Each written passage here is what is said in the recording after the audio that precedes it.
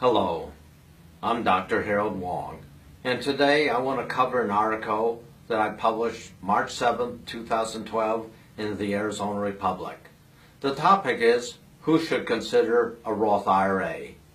A Roth IRA came into the tax law around 1998, and basically it has some interesting attributes, and I'm going to cover them in our discussion today.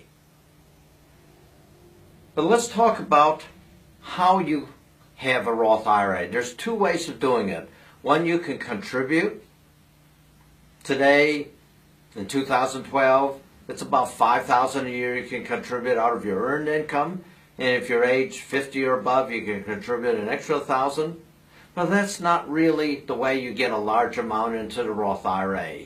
The second strategy is called the Roth IRA conversion, where you take your existing 401k, your pension fund, if you're a teacher, your 403b, your traditional IRA, and you made a large amount in it if you've had it for 10, 20, or 30 years, and you convert that into a Roth IRA.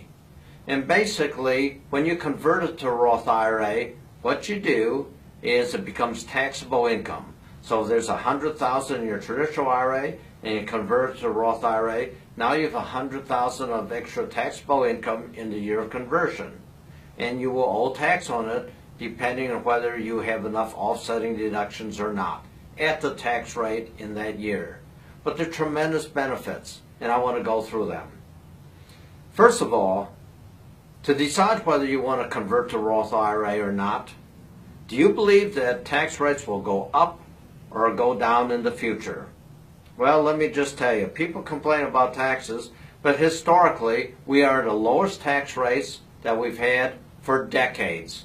During the Depression, tax rates were as high as 94% around World War II and the Depression.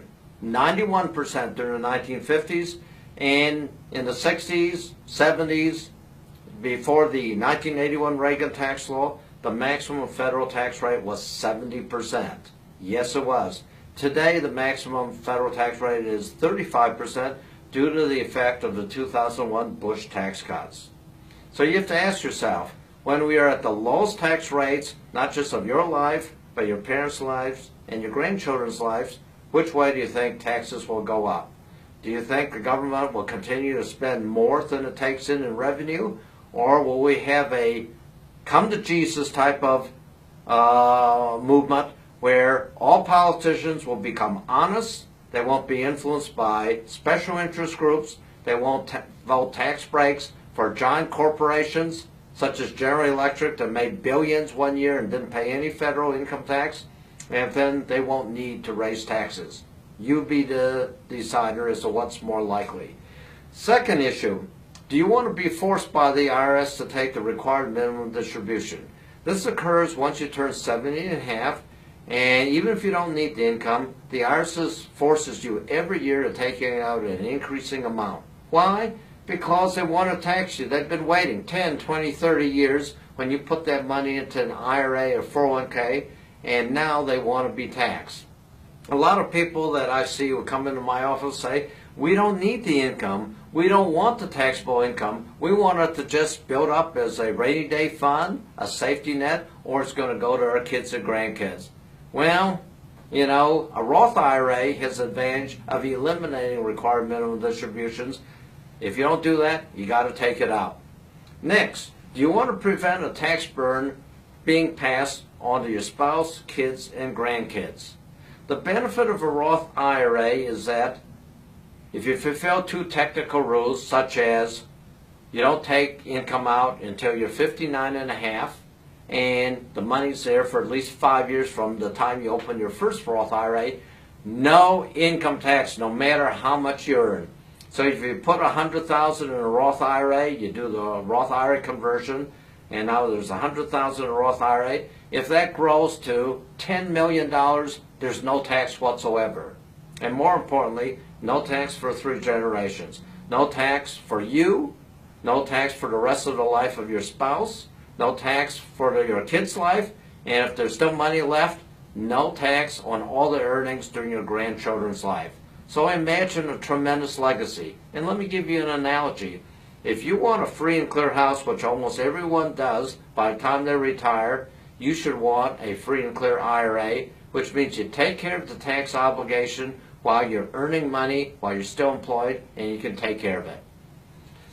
There's another issue. Issue number 4. Are you able to pay the tax for the Roth IRA conversion from funds not in your IRA? You see, the Roth IRA is the holy grail of tax planning. We don't want to decrease any funds that got there to the holy grail. So it always makes sense to pay the Roth IRA conversion tax from funds not in your IRA, because we want as much as possible to be there. And finally, the 5th factor, do you plan on spending all the money in your IRA or 401k or your 403b if you're a teacher? If you plan on spending all the assets and all the income, guess what? There's not going to be anything left. Then in that case, a Roth IRA probably doesn't make sense. But we've covered 5 issues that affect whether you should consider doing a Roth IRA and having a Roth IRA. For more information, go to my blog site, Dr. Wong, InvestorGuide.com.